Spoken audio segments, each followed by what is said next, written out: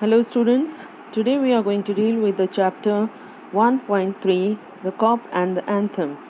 The author's name is O. Henry. Let us begin with the introduction of the author. William Sidney Porter, an American writer, is better known by his pen name O. Henry. He was a voracious reader since childhood. This story, The Cop and the Anthem, is one of O. Henry's well-known stories. In the story, the main character Soapy is a vagabond and a person with criminal background, and this story is about freedom and confinement. So let us see what is the story about. Let's see the main characters of the story. Soapy is a vagabond. That means a person who is wandering from one place to another in search of food and home. The other characters are waiters, 3 policemen, umbrella man, and a judge. Students, the story, The Cop and the Anthem, begins with a sign of approaching winter. Birds had begun to fly south. People seemed to want new warm clothes. The dead leaves covered the ground. This approaching winter made Soapy restless. He was worried about no home and no warm clothes. Yet he hoped to find a comfortable lodging for the winter. He hoped to spend winter's 3 months in the prison on Blackwell's Island. He had been to prison several times with that purpose. Once again he made his small plans for going to the island. Now students, Soapy's first plan was to have some good dinner at some fine restaurant. Then he would say that he had no money. A cop would be called. He would be taken to the judge.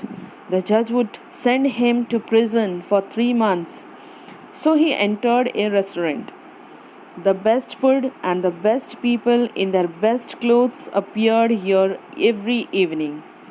Unluckily, the head waiter saw his broken old shoes while he was entering the restaurant. He quietly but quickly put him out. Now, students, on the another side of the street, Soapy entered another restaurant. He was able to get food. After that, he announced that he had no money. He himself requested the waiter to call the cop. Instead, the waiter threw him out on the hard street outside. Thus, his first plan to reach the prison didn't work. Now, students, next what happened was there was a shop with a wide glass window. Soapy took up a big stone and broke the glass. People came running. There was a cop also. Soapy admitted breaking the glass, but the cop's mind would not consider Soapy. Men who break windows or glasses do not stop there to talk to cops. They run away as fast as they can. So, here the cop saw that Soapy did not run away, and thus this plan of reaching the prison also failed. Now, Soapy was worried. A fear caught Soapy. In spite of putting so many efforts, he could not be arrested. No cop would arrest him. He thought of something else to try. He came to a cop standing in front of a big theater. He began to shout as if he had had too much to drink. The cop turned his back on Soapy. He said to someone standing near him, "It's one of those college boys. He won't hurt anything. We have orders to let them shout." He was referring to Soapy as a college boy. Thus, Soapy's plan again failed. Now, Soapy was getting more and more restless. In desperation, he took away the umbrella of a man buying a newspaper. The man followed Soapy. He asked Soapy to give him back his umbrella. Soapy asked him to call the cop standing at the corner. It turned out that that man himself had stolen the umbrella. So he didn't call the cop. He offered to give it to Soapy. Soapy threw away the umbrella in frustration. Now, Soapy gave up all the hopes of being arrested that day. He began to move towards Madison Square. He was going home, although it was only a seat in the park. At a quiet corner, he stopped. Here was an old church, very old fashioned and constructed with the triangular upper part of a wall at the end of a ridged roof.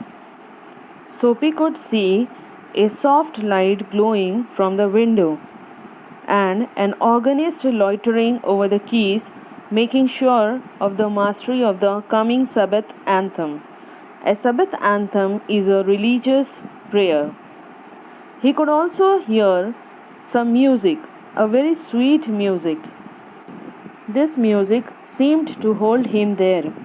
He thought of his childhood days, the days when his life was contented with the things such as mother, roses, ambitions, and friends.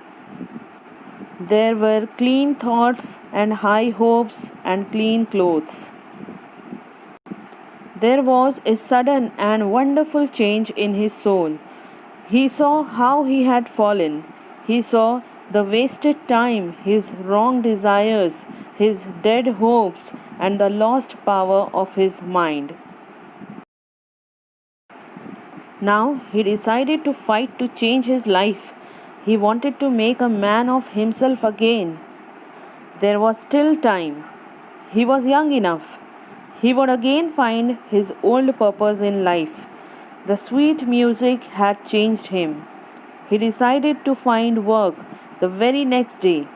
The new thoughts had begun to take a firm hold on his mind. Just then, Soapy felt a hand on his arm. It was a cop. He asked Soapy what he was doing there. Full of his new strength, Soapy began to argue with him. The cop took Soapy with him. Next morning, the judge sentenced him to 3 months' prison on Blackwell's Island. So, students, the moral we get out of this story is that our goals and dreams, our hopes and our plans for the future might play a big role in determining the course of our lives. Hope this helps to you. Stay safe. Thank you.